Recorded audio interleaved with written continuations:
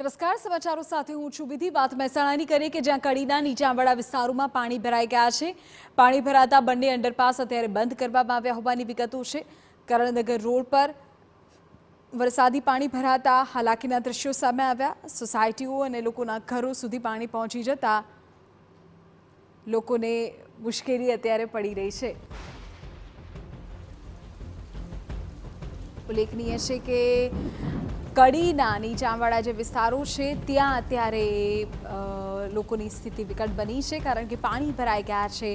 બંને અંડરપાસ કડીના બંધ કરી દેવાયા છે. કરણનગર રોડ કે જ્યાં વરસાદી પાણીનો ભરાવ થઈ ગયો છે, એટલું જ નહીં, લોકોના ઘરમાં પણ વરસાદી પાણી ભરાઈ ગયા છે, જેના કારણે લોકોની મુશ્કેલીમાં વધારો થયો છે. અનેક સોસાયટીઝ એવી છે કે જે જાણે પાણીમાં ગરકાવ થઈ ગઈ છે. કેટલીય દુકાનોમાં પાણી ઘૂસી ગયા છે, જેના કારણે ત્યાંથી પણ નુકસાનીના દ્રશ્યો સામે આવી રહ્યા છે. તો સોસાયટીઝથી લઈને ઘર, મુખ્ય માર્ગો, તમામ સ્થળો પર પાણી જ પાણી છે. પરિવારના દરેક સદસ્યો અત્યારે ઘરનું પાણી ઉલેચવામાં લાગી ગયા છે. કડી શહેરના તો બંને અંડરપાસ પણ અત્યારે બંધ થઈ ગયા છે. મહેસાણા શહેરમાંથી પણ સમાચાર છે કે જ્યાં પણ ભારે વરસાદને કારણે ભરાયા છે પાણી. ઊંઝા અંડરપાસમાં પાણી ભરાઈ જતા અંડરપાસ બંધ થયા છે.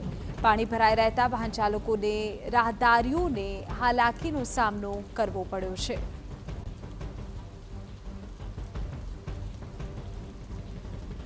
તો મહેસાણામાંથી પણ સમાચાર સામે આવી રહ્યા છે કે જ્યાં પણ વરસાદી પાણી રસ્તાઓ પર ફરી પડ્યા છે. ભારે વરસાદની સ્થિતિ છે, જેના કારણે ઊંઝા અંડરપાસમાં પાણી ભરાઈ ગયું છે. રસ્તો વાહન વ્યવહાર માટે બંધ કરવામાં આવ્યો છે. પાણી ભરાઈ રહેતા વાહન ચાલકો અને રાહદારીઓને અત્યારે પરેશાનીનો સામનો કરવો પડ્યો. જે પ્રકારે સતત વરસાદની સ્થિતિ રાજ્યભરમાં બનેલી છે, મહેસાણામાં પણ સતત વરસાદ પડ્યો, જેના કારણે શહેરના રસ્તાઓ પર પાણી ભરાયેલા જોવા મળ્યા.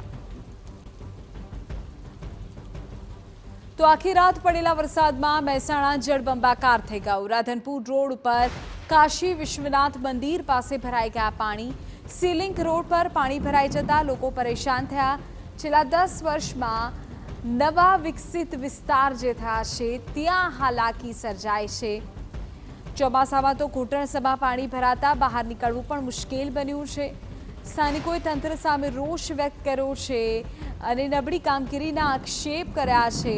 વરસાદી લાઇનમાં ગેરકાયદે ગટર જોડાણ હોવાના આક્ષેપ. પાણીના નિકાલની યોગ્ય વ્યવસ્થા નહીં હોવાથી સ્થિતિ બેહાલ બની છે.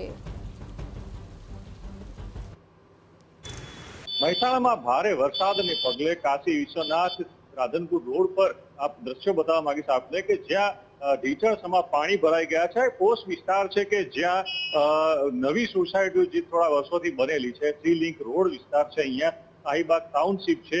અહીંયા સ્થાનિકો સાથે વાત કરીશું કે અહીંયા આ વિસ્તાર નવો આખો વિકસિત થયેલો છે, છતાં આ પરિસ્થિતિ શું લાગે છે?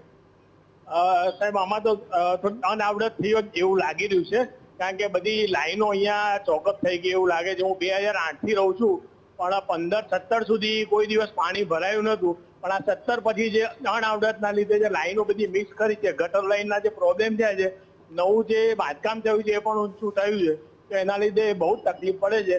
અને સોસાયટીમાં એ વિભાગ સુધીમાં તો પાણી પણ આવી ગયા છે, એટલે રૂટીન જે માટે નીકળવું પડે. અત્યારે દૂધ લેવા નીકળ્યું, દૂધવાળા આવ્યા નથી સાહેબ. વરસાદી જે લાઈનો નાખવામાં આવી છે એમાં ગટરના જોડાણો ગેરકાયદેસર થઈ ગયા છે, એના કારણે આ ચોકઅપ થયું લાગે છે. આ ચોક્કસ ગટરના જોડાણ થયેલા છે, એના લીધે જે બી એના જે કચરો ભરાઈ ગયો હશે એના લીધે પાણીનો નિકાલ બિલકુલ બંધ થઈ ગયો છે.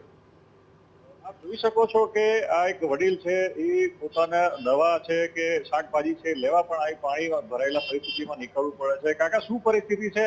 આ તો નવો વિસ્તાર છે, નવી સોસાયટીઓ, કરોડોના મકાન બનાવેલા છે, 2 કરોડના મકાનો બનાવેલા છે, છતાં કોઈ વ્યવસ્થા નથી સાહેબ. બીજી વસ્તુ કે જે અમારે તો 14 સોસાયટીમાંથી નીકળવાનો જ માર્ગ નથી. સહજ 2, સહજ હોમ, સહજ હેરિટેજ, ત્યાં તો કેરસામાં પાણી ભરાઈ ગયેલા છે.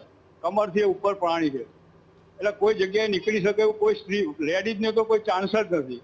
રાધનપુર રોડ ઉપર ભલે કરોડોના બંગલા લો, પણ ચોમાસામાં તો પાણીમાંથી નીકળવાની તૈયારી રાખવી હોય તો પૈસા ખર્ચવાના. કરોડનો નહીં, 5 કરોડનો બંગલો લો તો પાણીમાં જ લેવાનો છે તમારે, કારણ કે કોઈ વ્યવસ્થા અગાઉથી પ્લાનિંગ કરેલું જ નથી. પ્લાનિંગ આપ જોઈ શકો છો કે સ્થાનિકોનો એક રોષ છે કે ભલે અહીંયા તમે વિકસિત વિસ્તારમાં કરોડોના બંગલા લો, પરંતુ ચોમાસામાં જ્યારે સામાન્ય વરસાદ પડે તો પણ ઢીચણસમાં પાણીમાંથી નીકળવાની તૈયારી રાખજો, તો જ અહીંયા પૈસા ખર્ચજો. મુખ્ય કારણ અહીંયા એ જાણવા મળ્યું છે કે અહીંયા જે પાણીના નિકાલ માટેની લાઈનો, વરસાદી લાઈનો નાખવામાં આવી છે, એમાં જે કેટલીક નવી સોસાયટી અને ફ્લેટ જે બનેલા છે એમને લાઈનો મિક્સ કરી દીધી છે, ગટર લાઈનો એમાં નાખી દીધી છે ગેરકાયદેસર રીતે. એના કારણે ચોમાસામાં ભરાતા પાણીનો આ નિકાલ થતો નથી અને આખરે આ સમગ્ર વિસ્તારના લોકોને પાણીમાંથી પસાર થવાના દિવસો આવ્યા છે. મહેસાણાથી તો મહેસાણામાં 4 ઇંચ વરસાદમાં શહેરમાં જળબંબાકાર થઈ ગયું, પાણી ભરાઈ ગયા. રાધનપુર રોડ વિસ્તારમાં તો દુકાનોમાં પાણી ઘૂસવાની સ્થિતિ સર્જાઈ.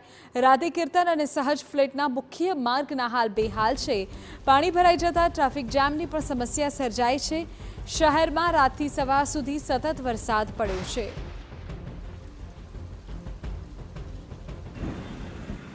મહેસાણામાં છેલ્લા 24 કલાકમાં ખાસ કરીને ગત રાત્રે સતત પડેલા વરસાદને કારણે મેઘરાજાએ મહેસાણા ગમરોળી દીધું છે. આપણે દ્રશ્યો બતાવવા માંગીશ. મહેસાણા રાધનપુર રોડના આ દ્રશ્યો છે કે જ્યાં દુકાનોના શટર સુધી પાણી પહોંચી ગયા છે અને વેપાર ધંધાને પણ અસર થઈ રહી છે. આ વિસ્તારમાં ખાસ કરીને પાછોડ ગ્રામ પંચાયત વિસ્તાર લાગે છે કે જ્યાં મહદઅંશે મહેસાણામાં જ ભળી ગયેલું છે, પરંતુ પંચાયત વિસ્તાર છે. જોકે અહીંયા ગટરો વ્યવસ્થા નથી, પરંતુ જે માર્ગ અને મકાન વિભાગ દ્વારા અહીંયા વરસાદી પાણીના નિકાલ માટે લાઈનો નાખવામાં આવી છે, પરંતુ આ જ પરિસ્થિતિ સર્જાઈ છે કે જ્યારે આ પાણી વરસાદી પાણીનો નિકાલ થતો નથી અને જે ગટર લાઈનો વરસાદી પાણીની લાઈનોનું જે નાખી છે એમાં વરસાદી પાણી નીકળી શકતું નથી અને આખરે પાણીનો ભરાવ થાય છે.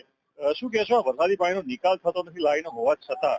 ગટરોમાં ભરાઈ ગયેલું પાણી છે ને ગટર બે મિક્સ થઈ જાય છે અને આ પાણી કાયમ ભરાતું જ રહે.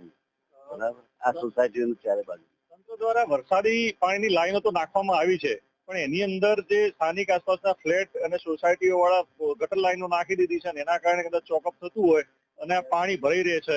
એના માટે ચોકઅપ થાય છે, બધા સોસાયટીનું બધું મિક્સ થઈ પાણી જતું નથી 400 સુધી ગટરો.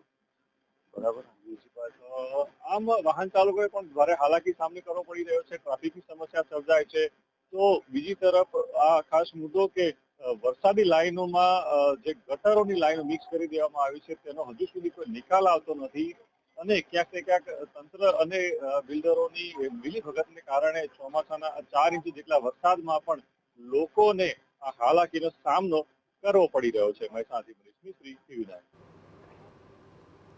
મહેસાણાના કુકરવાડા ગામે પણ પાણી ભરાઈ ગયા છે. અનરાધાર વરસાદને કારણે માર્ગો નદીમાં ફેરવાયા છે. યોગ્ય નિકાલના અભાવે ચારે તરફ જળબંબાકાર છે.